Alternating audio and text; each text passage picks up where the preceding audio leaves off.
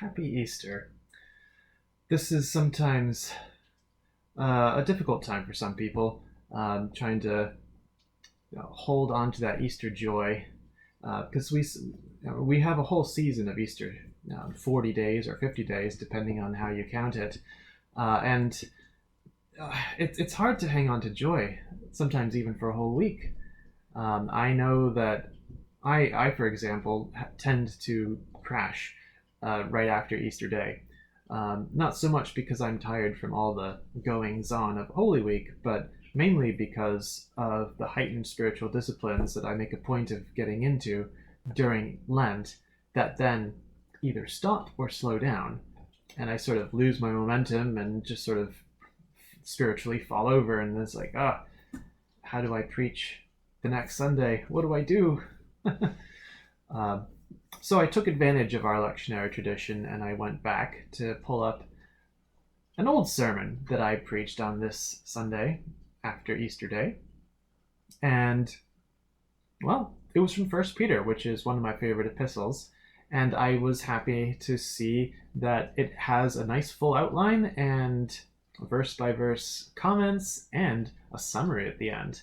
I feel like I have a hard time with ending sermons sometimes. It was nice to see a summary statement at the end. So I'm actually going to start at the end and read you this summary statement that I put together 3 years ago. The Christian life is characterized by certain living hope and by anticipatory joy, regardless of what the world throws at us. Why? Because we don't look to our faith for strength. We don't look to our beliefs for assurance. We certainly don't look to our feelings. Rather, we look to Jesus himself, what God has already done. Our hope is built on nothing less than Jesus and his righteousness. We know nothing but Christ crucified. If we have died with him, we are risen with him. It is these objective realities of God's accomplishments that ground us, not subjective things like our thoughts and feelings.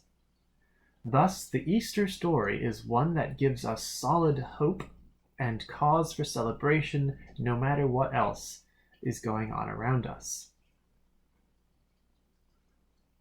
This, I feel, is one of the recurring messages in the course of my preaching. If you would permit me to be introspective for a moment here. The idea that faith is a crutch, that faith is something to help people along through the course of a difficult life, that faith makes things better somehow. It's all a crock. It's such a lie. Having faith doesn't make life easier. The object of our faith is what makes our lives better. I think C.S. Lewis said something along these lines too. I didn't become a Christian because I thought it would make me happy. I knew a good bottle of port could do that even better. And St. Paul says something very similar in one of his epistles. If Christ isn't raised from the dead, we are of all people to be the most pitied. So our faith, our feelings, our assurances, our beliefs are not in ourselves. They're not in faith itself, but it's in Jesus himself. We look not to the subjective things of what we believe and think and feel, but we look to the objective things, what our faith points to. That is, the death and resurrection of Jesus. Everything comes down to that. And from an historian's perspective, as a amateur historian myself, I really appreciate that our faith is built on historical truth. It's not the vision of some lone prophet who reports contact with a god and then writes it down for everyone to receive hand over fist from this one person. No, our faith is built on historical events that were witnessed by multiple people and thus verified and passed along despite popular and governmental opposition to its message. So, objective reality, true events, things that happened, and that is where we place our hope and our trust and our faith. Not on how strongly I feel about Jesus, because when my kids misbehave, I get angry, and that's, suddenly my feelings and my collectedness is very, very weak. Or when Holy Week ends and I have a bit of a spiritual crash, what do? It's not the strength of my faith that holds me together, it's the reality of God.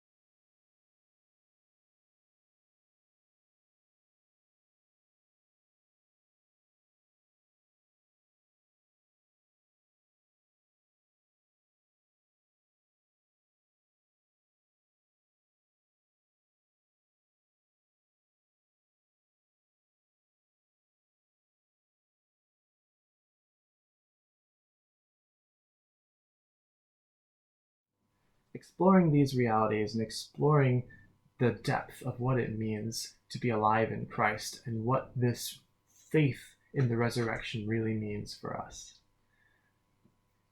We're not built upon any crutch of emotion or crutch of spiritual strength, but the reality of what God has done for us. And that is extremely well, smart, because we are very fallible, and we get very tired, we get very angry, we get very discouraged, we get very distracted from time to time. But the reality of what Christ has done for us is something that nothing can take away from us. Now, the love of God cannot be removed from his people, and the death of Christ and the resurrection are final. What he has accomplished, he has accomplished. And whether we're feeling it or not, his gifts are for us. So if you're having a post-Easter day sort of slump like I have had for much of this week, there's a message here of hope and a message of joy. Even though in this present time we may experience certain trials. I mean, there are certainly some interesting trials in the world right now that we haven't experienced in past Easters, but this too shall pass. The resurrection of Jesus is a solid foundation, and that will always be ours. So whether you're feeling happy or sad, angry or tired, or hopeful or hopeless, there is an underlying joy that you can have in the reality that Christ died for you, and he rose again, and new life is yours. Happy Easter, and thanks be to God.